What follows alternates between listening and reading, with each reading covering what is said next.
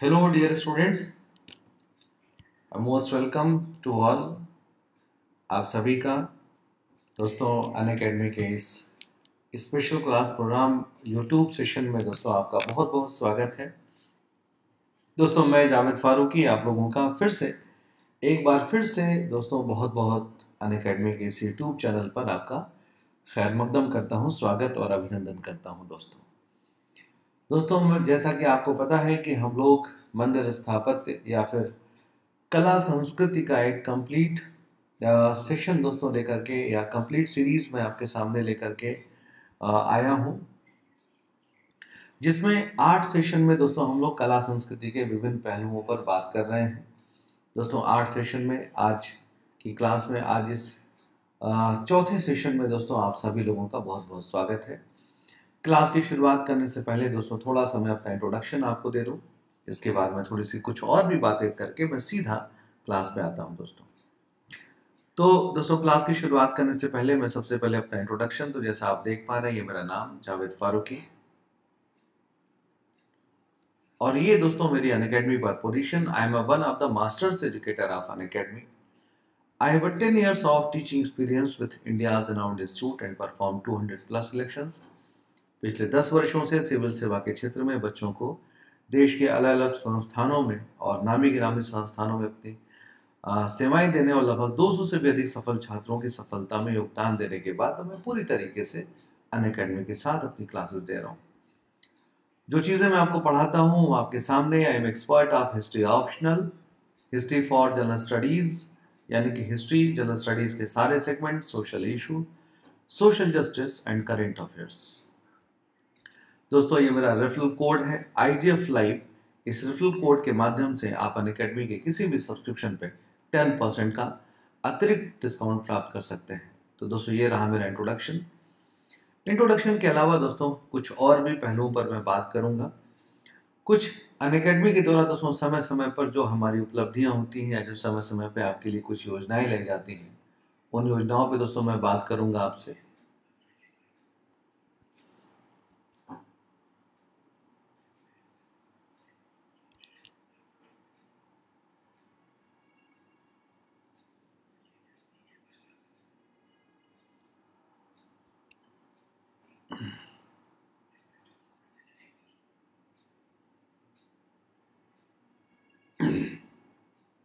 हाँ जी दोस्तों, आइए तो शुरू करते हैं। जैसा दोस्तों आप लोग देख पा रहे हैं कि एक अल्टीमेट बैच फॉर यूपीएससी आपके लिए शुरू किया गया है। ये बैच दोस्तों 27 अक्टूबर से शुरू हो रहा है।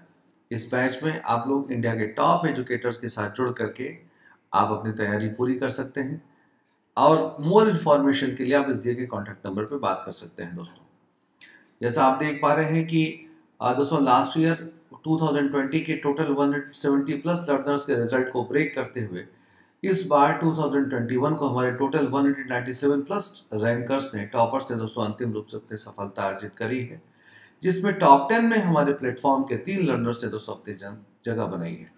अब अगर आप सही डायरेक्शन में प्रिपरेशन करते हैं दोस्तों तो अगली बारी आपकी यू कैन बी नेक्स्ट। इसके अलावा don't let CSAT block your selection for UPSC. दोस्तों जैसा आपको पता है कि पिछले कुछ दिनों में आपके यूपीएससी के सिलेक्शन में सीसेट एक बहुत बड़ी बाधा बन के उभरा है। इस बात को क्रैक करने के लिए दोस्तों अनअकैडमी आपके लिए special conquer CSAT with top educators से दोस्तों एक सीसेट का बैच शुरू किया गया, जो बहुत ही नॉमिनल फीस पर आपके लिए बैच लाए गए हैं। आप यहाँ पे 31 अक्टूबर 2022 तक आप जुड़ करके आप इस फीस पर दोस्तों आप लोग अपनी सीसेट की प्रिपरेशन कर सकते हैं। मोर इन्फॉर्मेशन के लिए आप इस दिए गए कॉन्टैक्ट नंबर पे बात करें। दोस्तों यहाँ पे आप देख सकते हैं कि win rewards from a pool of 40 crore rupees.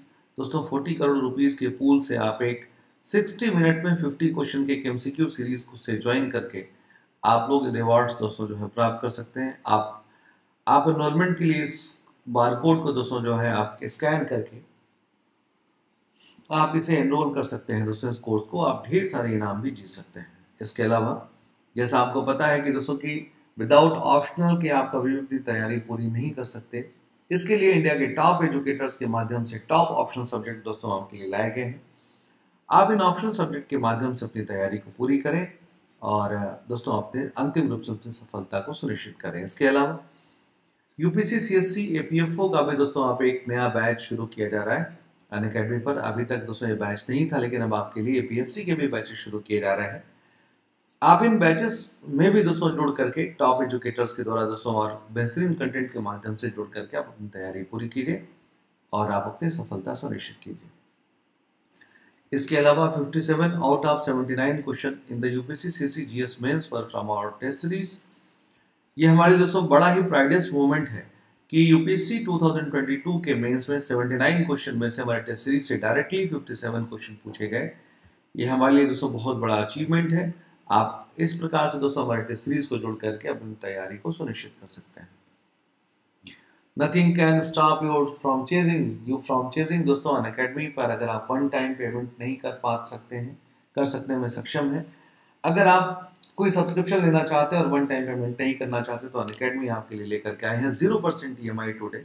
यानी कि यहाँ पर आप दोस्तों 0% ईएमआई मतलब जीरो इंटरेस्ट पे दोस्तों आप ईएमआई प्राप्त कर सकते हैं और इस प्रकार से आप अपने सिविल सर्विसेज क्रैक करने का सपना हमारे साथ मिलकर के पूरा कर सकते हैं दोस्तों।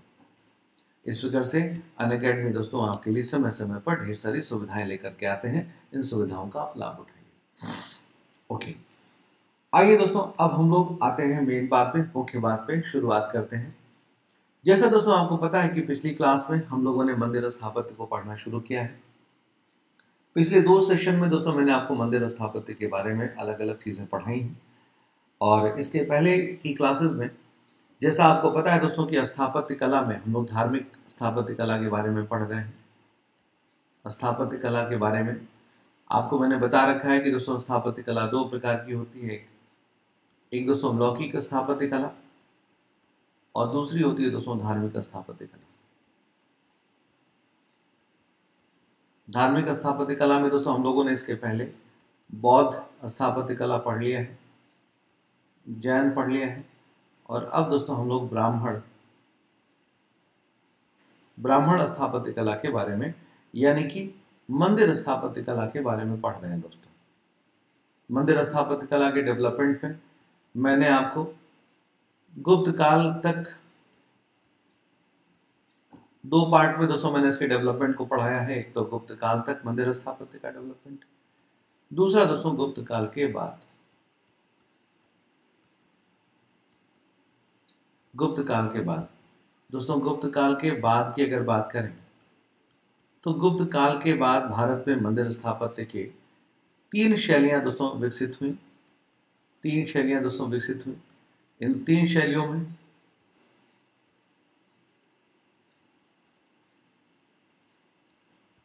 सॉरी दोस्तों मैप थोड़ा सा गड़बड़ बन गया है।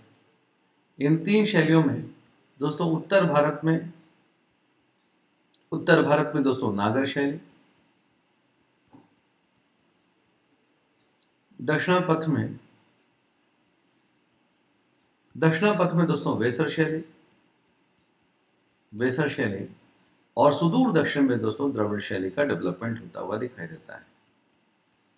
दोस्तों इसकी पिछली क्लास में हमने आपको नागर शैली के बारे में काफी डिटेल में चीजें पढ़ाई हैं और जैसा मैंने कहा कि हम लोग अगली क्लास में द्रविड़ शैली के बारे में बात करेंगे। तो दोस्तों आज की इस क्लास में हम लोग द्रविड़ शैली के बारे में बात करेंगे, क्योंकि दोस्तों मैंने जैसा आपको ये बता रखा है कि ये 3 शैलियां जो जब डेवलप हुई उत्तर भारत में देश के अलग अलग क्षेत्रों में, जहाँ पे उत्तर में कश्मीर से लेकर के विंध्य रेंज तक नागर शैली का विकास देखने को मिला। तो विंध्य रेंज से कृष्ण नदी के बीच में यानी कि आंध्र प्रदेश और कर्नाटक के क्षेत्रों में वेसर शैली का डेवलपमेंट देखने को मिला और सुदूर दक्षिण में दोस्तों तमिल भारत में तमिल क्षेत्रों में द्रविड़ शैली का विकास देखने को मिला। तो जैसा मैंने आपको बताया है कि इन तीनों शैलियों में 2 शैलियां नागर और द्रविड़ ये दोनों स्वतंत्र शैलियां होती थी। ये दोनों स्वतंत्र शैलियां थी दोस्तों। ये दोनों अपने आप में दोस्तों मौलिक और स्वतंत्र शैलियां थी, लेकिन वेसर शैली दोस्तों नागर और द्रविड़ की एक प्रकार से दोस्तों मिक्सर शैली थी। दोस्तों आज हम लोग नागर शैली एक स्वतंत्र शैली के रूप में पहले पढ़ चुके हैं। आज हम लोग द्रविड़ शैली के बारे में यहाँ पर पढ़ने जा रहे हैं। तो आइए दोस्तों हम लोग द्रविड़ शैली से शुरुआत करते हैं।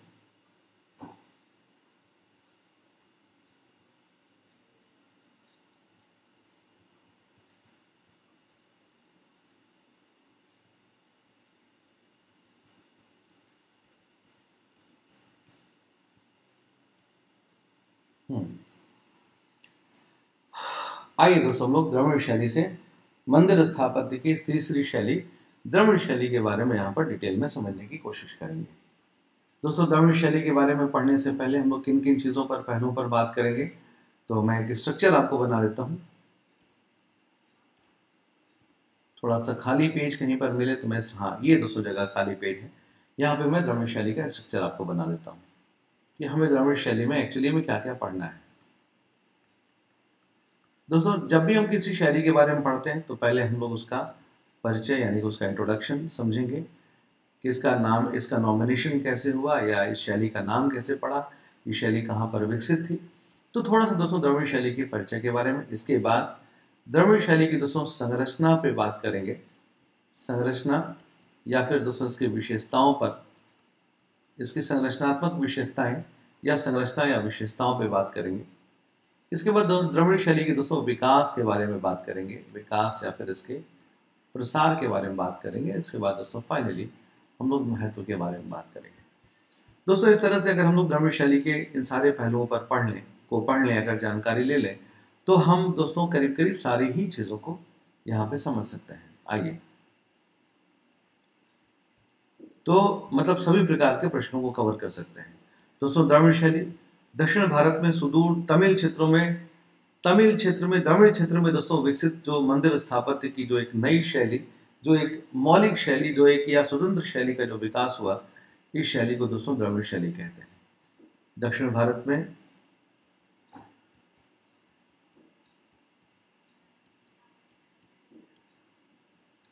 भारत में सुदूर तमिल क्षेत्र में जिस एक शैली का दोस्तों विकास हुआ, उसे हम लोग द्रविड़ शैली कहते हैं। दोस्तों, ये द्रविड़ शैली जो है वो यहाँ के लोगों के नाम पे दोस्तों इसका नाम द्रविड़ शैली पड़ा है, जो अपने आप में एक मौलिक शैली है दोस्तों। ओके, मौलिक शैली थी जो कि पूर्व मध्यकाल में लेकर के और मध्यकालीन भारत तक दोस्तों ये लगातार डेवलप होती रही है। दोस्तों, अगर हम द्रविड़ शैली की संरचना या विशेषताओं पर बात करें, तो किसी भी मंदिर स्थापत्य की संरचना को समझने के लिए हम उसकी दो प्रकार से संरचना को समझते हैं। एक दोस्तों उसका जो है बाह्य संरचना को समझते हैं, और दूसरा दोस्तों उसके हम लोग आंतरिक संरचना को समझेंगे, आंतरिक संरचना को समझते हैं दोस्तों। बाह्य संरचना यानी कि दोस्तों मंदिर का आउटर एरिया कैसा है, उसका बाह्य व्यवस्था या पूरा का दोस्तों पूरा का पूरा मंदिर का स्ट्रक्चर कैसा है, होलिस्टिक स्ट्रक्चर दोस्तों उसका जो है, मतलब टोटलिटी में उसका स्ट्रक्चर कैसा है, तो वहां पे उसके बाह्य संरचना को समझेंगे। और पुनः दोस्तों मंदिर के आंतरिक संरचना यानी कि मंदिर के अलग अलग अंगों की संरचना के बारे में समझेंगे दोस्तों। इस प्रकार से, और इसी को समझने के क्रम में हम लोग द्रविड़ और नागर के अंतर को भी समझेंगे। जैसा कि आपको पता है दोस्तों कि 2022 के यूपीएससी में ये दोस्तों ऑप्शनल के पेपर में दोस्तों ये प्रश्न पूछा हुआ है कि नागर और द्रविड़ में क्या अंतर होता है। वैसे दोस्तों जीएस में भी कई बार ये प्रश्न पूछा जा चुका है कि नागर और द्रविड़ शैली में मुख्य रूप से क्या अंतर है। दोस्तों, हम लोग द्रविड़ शैली की संरचना को समझने के लिए एक इमेज पे जाएंगे, उस इमेज से दोस्तों हम लोग इसको समझने की कोशिश करेंगे। ये है दोस्तों द्रविड़ शैली का स्टाइल को समझने के लिए दोस्तों ये द्रविड़ियन स्टाइल का लेआउट, इस लेआउट से दोस्तों समझेंगे। दोस्तों, द्रविड़ शैली के जो मंदिर होते थे वो, और इसी को पढ़ने के क्रम में हम लोग नागर से इसके अंतर को भी समझ लेंगे। दोस्तों, द्रविड़ शैली के मंदिर सामान्य रूप से एक कैंपस में बने होते थे दोस्तों, सामान्य रूप से एक कैंपस के बीच में बने होते हैं दोस्तों, यानी कि चारों तरफ दीवार होती है, उस दीवार के अंदर दोस्तों द्रविड़ शैली के मंदिरों को बनाया जाता है। दोस्तों, इस दीवार में चारों तरफ तीन, इसमें दोस्तों गेट लगे होते हैं। इस गेट को दोस्तों गोपुरम कहते हैं। ये दोस्तों मैं आपको विकसित द्रविड़ का आपको लेआउट बता रहा हूँ, विकसित द्रविड़ का लेआउट बता रहा हूँ दोस्तों। इसमें एक गोपुरम होता है, गेट लगा होता है, जिसको गोपुरम कहते हैं। इस मंदिर के, इस प्रांगण के बीचों बीच में दोस्तों मंदिर बनता है। मंदिर दोस्तों जैसा आप देख पा रहे हैं कि इसका जो गर्भगृह है दोस्तों वो आयताकार है, रेक्टेंगुलर है। गर्भगृह के ऊपर दोस्तों एक शिखर होता है जिसको दोस्तों विमान कहते हैं, जिसको विमान कहते हैं। ये विमान दोस्तों प्रायः कई फ्लोर के होते हैं, ऐसे पिरामिड के आकार के, यानी कि पिरामिड के आकार का, पिरामिड के आकार का दोस्तों ये मंदिर होता है दोस्तों, सॉरी, ये पिरामिड के आकार का दोस्तों शिखर होता है, जिसको विमान कहते हैं। विमान के सबसे ऊपर दोस्तों स्तूपिका होती है, विमान के ऊपर स्तूपिका होती है। और ये, हाँ, इस प्रकार से दोस्तों जहाँ नागर शैली में ऊपर कलश होता था, वही दोस्तों द्रविड़ शैली के ऊपर दोस्तों स्तूपिका होती है। ओके, इस तरह से आप देख सकते हैं कि ये दोस्तों मंदिर का हो गया आपका गर्भगृह। दोस्तों गर्भगृह के आगे जो है वो एक लंबा कॉरिडोर का एक हॉल नुमा एक आकृति, एक शेप होता है दोस्तों, लंबा एक शेप लंबा दोस्तों एक हॉल नुमा एक आकृति, एक आकृति होती है, स्ट्रक्चर होता है, जिसे हम लोग मंडप कहते हैं। दोस्तों आप देख सकते हैं कि नागर शैली में मंडप करीब 3 हिस्सों में बटा होता था, लेकिन यहाँ पर एक ही बड़ा मंडप है। ओके, एक दोस्तों बड़ा मंडप है जो एक हॉल नुमा आकृति है, इसमें दोस्तों पिलर्स वगैरह हैं, तो ये दोस्तों मंडप हो गया। विकसित द्रविड़ में बाद में चल करके दोस्तों मंडप के आगे एक और छोटा मोटा मंडप होता था, जैसे द्रविड़ शैली में दोस्तों आगे, विजयनगर शैली में आगे इसमें कल्याण मंडप होते थे। इसके अलावा मंदिर में के साथ दोस्तों 4 और सहायक मंदिर होते हैं, जिसको पंचायतन शैली कहते हैं। जैसा आपको पता है कि नागर शैली में भी दोस्तों पंचायतन शैली होती थी और यहाँ भी पंचायतन शैली होती है।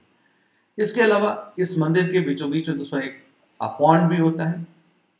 इस मंदिर प्रांगण के बीचों बीच में एक पौंड होता है, जो संभवतः दोस्तों स्नान वगैरह के काम में आता होगा। तो ये दोस्तों मंदिर का बाहरी और आंतरिक दोस्तों जो है इसका बनावट है। बाहरी बनावट आपने देख लिया कि मंदिर की चारों तरफ एक दीवार है, एक गोपुरम है, और एक और बात दोस्तों कि मंदिर जो है वो सीधा दोस्तों सीधी जमीन से बना, सीधा जमीन से दोस्तों बनाया गया है। यहाँ कोई प्लेटफॉर्म नहीं है, नागर शैली की तरह कोई प्लिंथ या कोई प्लेटफॉर्म नहीं देखने को मिलता है। ये दोस्तों द्रविड़ शैली के मंदिर हैं, और द्रविड़ शैली के मंदिर का एक और एग्जाम्पल आप यहाँ पे देख सकते हैं कि नागर शैली के मंदिर है, यहाँ पे 3 मंडप, यहाँ पे एक ही मंडप। यहाँ दोस्तों जो है इसका ये शिखर है, ये दोस्तों इसका शिखर पिरामिड के आकार का, यहाँ स्तूपिका है, यहाँ आमलक है, ये दोस्तों ऊंचे प्लिंथ पर है, ये सीधे जमीन से बने हुए हैं। इस तरह से आप इनमें अंतर को इस इमेज के माध्यम से आप समझ सकते हैं दोस्तों। अब आइए हम लोग ये समझेंगे कि द्रविड़ शैली के मंदिरों का विकास या प्रसार कब हुआ, कैसे हुआ दोस्तों। मैं आपको ये दोस्तों द्रविड़ शैली के मंदिरों का जो विकास है ये बड़ा ही इंटरेस्टिंग है दोस्तों। द्रविड़ शैली के मंदिरों का जो मैंने आपको अभी इमेज जो बताया है, जो इमेज मैंने दिखाई, ये दोस्तों एक दिन में नहीं बनी है, बल्कि ये बहुत बाद में चल करके दोस्तों ये द्रविड़ शैली का विकास हुआ है दोस्तों। द्रविड़ शैली के विकास का अगर एक ग्राफ खींचें हम लोग, द्रविड़ शैली के दोस्तों मंदिर के विकास का ग्राफ खींचें, तो सबसे पहले दोस्तों इसकी नींव, द्रविड़ शैली के दोस्तों बनने की नींव सबसे पहले पल्लवों के समय में हुई, पल्लवों के समय में हुई। पल्लवों के बाद दोस्तों फिर चोलों का समय आता है। चोलों के समय में द्रविड़ शैली ने थोड़ा और आकार लिया। वास्तव में दोस्तों द्रविड़ शैली का वास्तविक आकार चोलों के समय में हुआ, लेकिन इसके बनने की शुरुआत दोस्तों पल्लवों के समय से शुरू हो गई। पल्लवों के बाद फिर पांड्यों के समय में थोड़ा और डेवलपमेंट हुआ। फिर इसमें दोस्तों अंतिम रूप से इसमें विजयनगर में इसका विकास देखने को मिलता है। इस प्रकार से दोस्तों द्रविड़ शैली धीरे धीरे करके आकार लेती चली गई और कई 100 वर्षों में अंतिम रूप से दोस्तों द्रविड़ शैली का विकास संभव हो पाया। तो सबसे पहले दोस्तों पल्लवों के अंतर्गत, फिर चोलों के अंतर्गत, फिर पांड्यों के अंतर्गत, फिर विजयनगर के अंतर्गत इन सब चीजों का डेवलपमेंट हुआ। पल्लवों के, आइए दोस्तों लोग समझते हैं दोस्तों, पल्लवों के अंतर्गत भी कुल 3 शैली देखने को मिलती है। कुल 3 शैली दोस्तों पल्लवों के अंतर्गत देखने को मिलती है। इसमें एक है मामल्ल शैली, सबसे पहले दोस्तों पल्लवों के अंतर्गत जो सबसे पहले देखने को मिलेगा वो होगा महेंद्र वर्मन शैली। इसके बाद दोस्तों फिर होगा मामल्ल शैली, और इसके बाद दोस्तों इंपॉर्टेंट है राज सिंह शैली। ये 3 अलग अलग शासक हैं पल्लवों के, जिन्होंने अपने संरक्षण में द्रविड़ शैली को दोस्तों विकसित करने की कोशिश की, या द्रविड़ शैली को धीरे धीरे आकार लेने का प्रयास किया दोस्तों। इसमें सबसे पहले बात हम लोग करेंगे महेंद्र वर्मन शैली। दोस्तों महेंद्र वर्मन एक शासक थे पल्लवों के, जो महेंद्र शैली की दोस्तों बात करें तो इस महेंद्र शैली में सबसे पहले इसके शासक प्रवर्तक महेंद्र वर्मन थे। और इसके समय में दोस्तों ये द्रविड़ शैली का सबसे प्राचीनतम रूप है जिसमें चट्टानों को काटकर मंडप निर्माण किया जाता था दोस्तों। यानी कि इसमें इसमें दोस्तों द्रविड़ शैली में, महेंद्र शैली में दोस्तों जो है पहले सबसे पहले एक खड़ी चट्टान को काट करके एकाश्मक यानी कि मोनोलिथिक किसी रॉक को काट करके दोस्तों क्या बनाया जाता था, इसे इसमें मंडप बनाए जाते थे दोस्तों। एक सामान्य से मंडप बनाए जाते थे जिसमें सबसे महत्वपूर्ण है दोस्तों त्रिमूर्ति मंडप। त्रिमूर्ति मंडप आप देख सकते हैं कि आप ये द्रविड़ शैली के सबसे आदि रूप है जिसमें किसी एक ही बड़े चट्टान को काट करके इसे मंडप की शक्ल दी गई है। जहाँ पे आप देख सकते हैं कि अंदर की साइड में दोस्तों जो है एक बरामदे, एक कक्ष है, यहाँ पर कुछ दीवार, यहाँ दोस्तों कुछ पिलर्स बनाए गए हैं जो जिस पर द्वारपाल खड़े हैं, यहाँ सीढ़ियाँ बनाई गई हैं, अंदर दोस्तों मूर्तियाँ स्थापित की गई हैं और इस पे दोस्तों शिखर भी बनाने का या विमान भी बनाने का प्रयास कुछ कुछ किया गया है। लेकिन ये दोस्तों एकाश्मक है। एकाश्मक मतलब मोनोलिथिक यानी कि एक ही चट्टान को तराश करके इन मूर्तियों, इन मंडपों का निर्माण किया गया है। ये द्रविड़ शैली के सबसे आदि रूप हैं जो कि महेंद्र वर्मन शैली में बनाए गए। दोस्तों महेंद्र वर्मन शैली के बाद अब दोस्तों एक और शासक हुए जिनका नाम था मामल्ल या नरसिंह वर्मन प्रथम। दोस्तों नरसिंह वर्मन प्रथम का उपनाम मामल्ल के नाम पर इस शैली का नाम मामल्ल भी पड़ा। दोस्तों मामल्ल के नाम पर ही मामल्लपुरम या मामल्लपुरम या दोस्तों महाबलीपुरम में, मामल्लपुरम या महाबलीपुरम में नरसिंह वर्मन प्रथम के नेतृत्व में या संरक्षण में 7 रथों का दोस्तों निर्माण किया गया है जिनको सप्त पगोडा भी कहते हैं दोस्तों। ये रथ दोस्तों एकाश्मक रथ है, एकाश्मक मंदिर है, एक ही एकाश्मक मंदिर है यानी कि दोस्तों एक ही पत्थर को तराश करके ये मंदिर बनाए गए हैं, रथ बनाए गए हैं और ये दोस्तों देखने में बड़े ही सुंदर हैं। सबसे इंपॉर्टेंट बात यह है दोस्तों कि इनको चारों तरफ से तराशा गया है। दोस्तों इन 7 रथों में सबसे बड़ा जो रथ है वो है दोस्तों धर्मराज रथ। ये दोस्तों रथों का नाम महाभारत के पात्रों पे के नाम पर और कुछ देवताओं के नाम पर रखा गया है। सबसे बड़ा है दोस्तों धर्मराज रथ और सबसे छोटा है दोस्तों द्रौपदी रथ। ये रथ दोस्तों एक मंदिर के आकार के हैं। जैसा आप देख सकते हैं कि पहले यहाँ पे महेंद्र वर्मन शैली में पत्थरों को एक ही तरफ से तराशा जाता था। अब दोस्तों इस शैली में अब दोस्तों अब चट्टानों को चारों डायरेक्शन से दोस्तों तराशा जाता है। सामने दोस्तों वरामदे बनाए जाते हैं, कुछ यहाँ पर पिलर्स बनाए जाते हैं, ये दोस्तों ये बनाए जाते हैं, यहाँ पर शिखर बनाए, विमान बनाए जाते हैं, ऊपर स्तूपिका बनाई जाती है। इस तरह से दोस्तों ये द्रविड़ शैली के से मतलब मंडपों से दोस्तों ये द्रविड़ शैली का आदि रूप डेवलप होता हुआ दिखाई देता है। यानी कि एक प्रकार से द्रविड़ शैली धीरे धीरे करके निखार लेता जा रहा है। ऐसे दोस्तों कुल 7 मंडप है। आप जैसा देख सकते हैं द्रौपदी मंडप है, ये दोस्तों जो है भीम मंडप है, नकुल सहदेव मंडप भी है। इस प्रकार से यहाँ पर विभिन्न मंडपों की रचना की गई। दोस्तों इन मंडपों के अलावा राज सिंह शैली दोस्तों जो है एक अगले पल्लव शासक थे राज सिंह शैली। राज सिंह शैली की दोस्तों खासियत ये है कि इसके समय में पहली बार न केवल दोस्तों मतलब शैलकृत मंदिर बने दोस्तों, बल्कि पहली बार दोस्तों संरचनात्मक प्रकार के भी मंदिर बनने शुरू हुए। संरचनात्मक प्रकार आप समझते हैं जिनको इमारती मंदिर कह सकते हैं। इमारती मतलब कि जैसे इमारत कोई बिल्डिंग बनाई जाती है कि दूर दराज क्षेत्रों से मटेरियल ला करके किसी प्लेन सरफेस पर जब कोई बिल्डिंग बनाई जाए तो वो संरचनात्मक प्रकार है। तो दोस्तों इस समय की खासियत ये है कि इस समय शैलकृत मंदिर भी बने राज सिंह शैली में और पहली बार दोस्तों द्रविड़ शैली जो है वो द्रविड़ शैली में संरचनात्मक प्रकार के भी मंदिर बने। राज सिंह शैली में दोस्तों जो है कांची का कैलाशनाथ मंदिर और महाबलीपुरम का तटीय मंदिर, ये दोस्तों 2 महत्वपूर्ण एग्जाम्पल हैं। देखिए पहली बार द्रविड़ शैली में संरचनात्मक मंदिर की शुरुआत इसी शैली में की गई। तो जो दोस्तों जो महाबलीपुरम का जो तटीय मंदिर है वो दोस्तों एक प्रकार से शैलकृत मंदिर है जहां पे एक ही पत्थर को तराश करके बनाया गया है। लेकिन दोस्तों संरचनात्मक मंदिर जो होगा उसे दोस्तों पत्थरों को जोड़ जोड़ के प्लेन सरफेस पे बनाया जाएगा। तो ऐसा दोस्तों जो पहला मंदिर बना वो था कांची का कैलाशनाथ मंदिर और एक और दोस्तों बैकुंठ पेरुमाल का मंदिर, बैकुंठ पेरुमाल का मंदिर। ये भी दोस्तों एक प्रमुख मंदिर है जो संरचनात्मक प्रकार का है। मैं आपको दिखा सकता हूँ, दिखा देता हूँ दोस्तों। ये देखिए, ये है महाबलीपुरम का तटीय मंदिर। इस मंदिर में दोस्तों दो मंदिर है, एक स्मॉल शिवा श्राइन है सॉरी, और एक दोस्तों टावर एक लार्ज शिवा श्राइन है। आप देख सकते हैं कि और बीच में दोस्तों दो शिवा श्राइन के बीच में दोस्तों एक विष्णु का भी श्राइन है। यानी कि दोस्तों यहाँ पर एक तरीके से देख सकते हैं कि कुल 3 मंदिर दोस्तों देखने को मिल रहे हैं आपको। ये 2 शिव मंदिर है दोस्तों और एक विष्णु का भी छोटा मंदिर है। ये दोस्तों संरचनात्मक प्रकार का एक मंदिर, दोस्तों ये शैलकृत प्रकार का एक मंदिर है, जहां पर एक ही पत्थर को तराश करके इस मंदिर को समुद्र के किनारे बनाया गया है, जहां पर इसकी सुंदरता देखने को मिलती है दोस्तों। और ये एक शैलकृत प्रकार का मंदिर है जहां पत्थर को तराश करके इसे बनाया गया है, जिसे तटीय मंदिर कहते हैं दोस्तों। आप इनकी इमेजेस देख सकते हैं। इसके बाद दोस्तों, इसके अलावा एक मैंने आपको एक और मंदिर बताया, वो था दोस्तों कांची का बैकुंठ, वो था दोस्तों कांची का कैलाशनाथ मंदिर। शायद इसमें इमेज नहीं है, लेकिन वो भी दोस्तों एक पहला संरचनात्मक मंदिर है। दोस्तों पल्लवों के बाद जो मंदिर द्रविड़ शैली में आगे दोस्तों जो डेवलपमेंट होता है वो चोल शासकों के द्वारा किया जाता है। चोल शासकों के द्वारा दोस्तों जो है मंदिर निर्माण शैली को डेवलप किया गया। दोस्तों चोल शासकों ने दोस्तों मंदिर निर्माण की शैली में, द्रविड़ शैली में कहीं बड़ा परिवर्तन किया।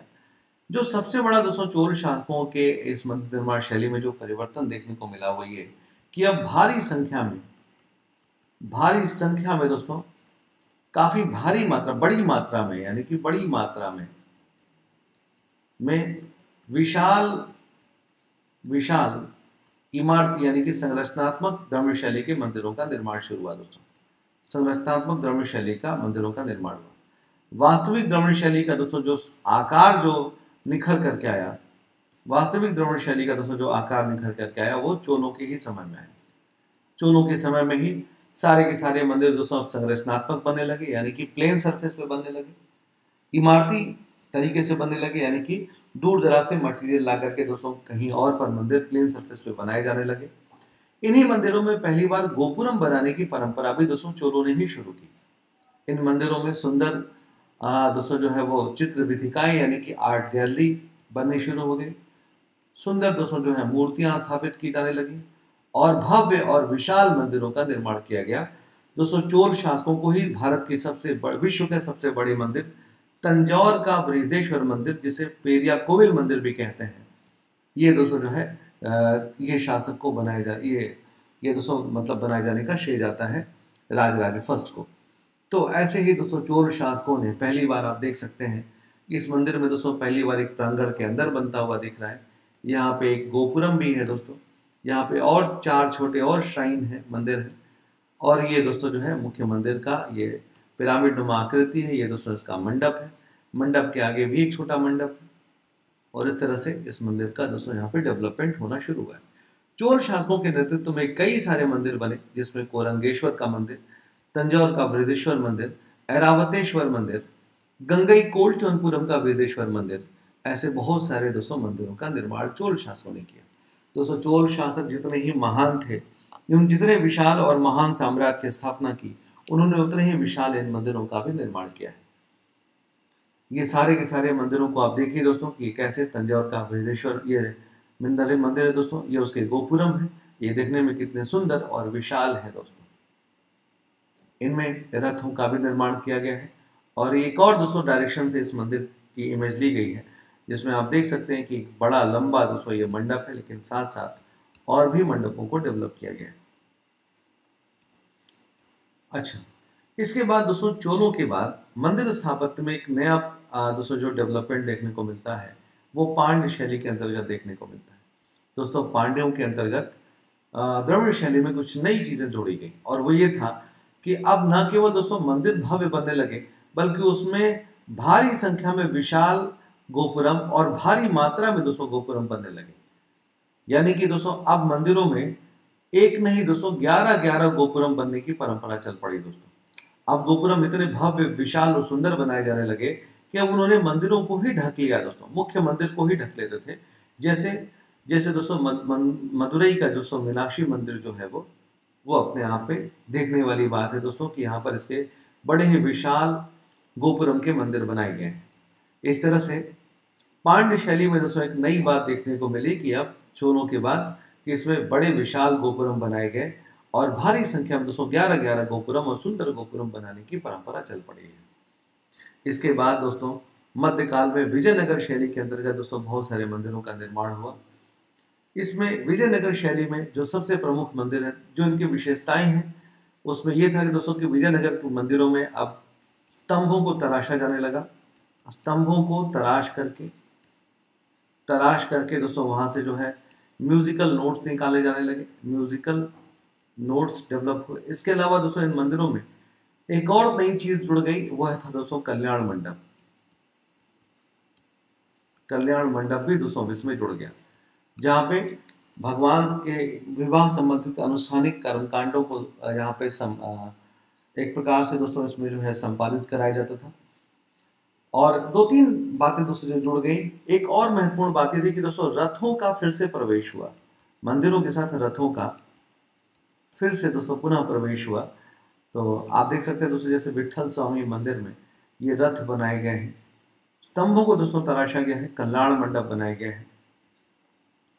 ये है दोस्तों विट्ठल स्वामी मंदिर, जो विजयनगर मंदिर का दूसरा एग्जाम्पल है। देखिए कैसे पिलर्स को तराशा गया है। ओके, और ये द्रविड़ शैली के मंदिर का दोस्तों शानदार एग्जाम्पल है, जिसमें कल्याण मंडप भी है दोस्तों। इसके अलावा हजाराराम मंदिर भी दोस्तों विजयनगर शैली का ही एक मंदिर है। ओके, इस प्रकार से दोस्तों द्रविड़ शैली के मंदिरों को यहाँ पर काफी ज्यादा इस प्रकार से दोस्तों भारत में विकसित होते रहे। आगे चल करके हमको एक और शैली दोस्तों दक्षिणापथ में देखने को मिलेगी, जो वेसर शैली है। दोस्तों वेसर शैली के अंतर्गत हमें देखने को मिलेगा कि ये दोस्तों दोनों शैलियों के मिश्रण है। वेसर शैली दोस्तों जो है ये नागर और द्रविड़ की दोस्तों मिक्सचर है, जिसमें दोनों शैलियों का कुछ कुछ समावेश किया गया है। यह मंदिर निर्माण शैली स्वयं में कोई स्वतंत्र शैली न होकर के दोनों शैलियों का मिश्रण है। ओके, और इसमें दोस्तों कुछ चीजें जो है वो नागर से ली गई हैं और कुछ चीजें द्रविड़ से ली गई हैं। दोस्तों इस मंदिर को में अगर बात करें तो इस मंदिरों के विकास की बात करें तो दोस्तों 4 शासकों के अंतर्गत इस मंदिर का काफी डेवलपमेंट हुआ। चालुक्य, राष्ट्रकूट, काकतीय और होयसल। दोस्तों शुरुआत सबसे पहले चालुक्यों ने किया। चालुक्यों के मंदिर निर्माण के 3 केंद्र थे दोस्तों, ऐहोल, पट्टदकल और बादामी, जिसे ऐहोल को दोस्तों मंदिरों का नगर और पट्टदकल भी दोस्तों महत्वपूर्ण नगर रहा। दोस्तों पट्टदकल को में जो है दोस्तों पट्टदकल के मंदिरों को चालुक्यकालीन स्थापत्य का संपूर्ण रूप से विद्यमान है। इसीलिए दोस्तों शायद ये पीडीएफ में चीजें कट गई हैं कि पट्टदकल के मंदिरों को यूनेस्को की विश्व हेरिटेज लिस्ट की दोस्तों जो विश्व हेरिटेज साइट्स की दोस्तों जो लिस्ट है उसमें ये सूची की गई है, सूची अंकित की गई है या लिस्टेड की गई है दोस्तों पट्टदकल को। इसमें दोस्तों लाडखत टेम्पल है और मेगुती का जैन मंदिर है, पापनाथ टेम्पल है दोस्तों जो है पट्टदकल का, और पट्टदकल का दोस्तों विरूपाक्ष मंदिर भी है जो वेसर शैली में बने हुए हैं। इसके अलावा दोस्तों राष्ट्रकूट शैली में आप देख सकते हैं कि जो तंजौर का दोस्तों आपको देख सकते हैं कि एलोरा का जो कैलाशनाथ मंदिर है जो पहाड़ों को खोद करके बनाया गया है, ये भी दोस्तों वेसर शैली का एक एग्जाम्पल है। इसके अलावा दोस्तों रामप्पा मंदिर जो आप काकतीय शैली में दोस्तों रामप्पा मंदिर जो बहुत ही महत्वपूर्ण है, जो 2013 में दोस्तों इसको यूनेस्को के विश्व धरोहर सूची में शामिल किया गया है। ओके, ये भी दोस्तों बहुत ही जो है दोस्तों 2013 में नहीं बल्कि 2020 में दोस्तों इसको जो है शामिल किया गया है। ये भी बहुत महत्वपूर्ण है दोस्तों ये मंदिर, ये रामप्पा का काकतीय वंश का मंदिर। इसके अलावा होयसल शैली के दोस्तों मंदिर है। होयसल शैली के मंदिरों की विशेषता होती थी कि दोस्तों इसका जो प्लेटफॉर्म होता था वो तारे के आकार का होता है। ओके, और ये दोस्तों इसका सबसे शानदार एग्जाम्पल है चंद्रकेश्वर मंदिर या होयसलेश्वर मंदिर जो हलेबीड में है, जहाँ दोस्तों 2 मंदिरों को एक दोस्तों पात से जो है वो जोड़ा गया है। और इसके जो दोस्तों आप विमान देख सकते हैं कि वो कैसे ढोलाकार प्रकार के हैं, जो वेसर शैली की प्रमुख विशेषता है। इस प्रकार से दोस्तों मंदिर स्थापत्य से संबंधित हम लोग जो है सारी चीजें दोस्तों पढ़ चुके हैं, और ये दोस्तों आपके एग्जाम के पॉइंट ऑफ व्यू से बहुत ही महत्वपूर्ण है। आप इन सारे मंदिरों से संबंधित चीजों को पढ़ करके आप अपना एक नोट्स बना लें, जिससे कि आपको दोस्तों भविष्य में किसी भी एग्जाम में, यूपीएससी में या स्टेट सर्विसेज में किसी भी एग्जाम में पीटी मेंस या किसी भी जगह से दोस्तों जो प्रश्न पूछे जाए, आप इन प्रश्नों का ठीक ढंग से उत्तर दे पाएँ। आज की क्लास दोस्तों इतनी ही। इसी के साथ हमारा ये कोर्स कंप्लीट हुआ। कोर्स कंप्लीट है, ये चैप्टर कंप्लीट हुआ। अगली क्लास से हम लोग मध्यकालीन स्थापत्य कला और मूर्ति कला, चित्रकला पे भी बात करेंगे दोस्तों। तब तक के लिए शुक्रिया, धन्यवाद, अपना ख्याल रखिए, खुश रहिए, मस्त रहिए, गुड नाइट।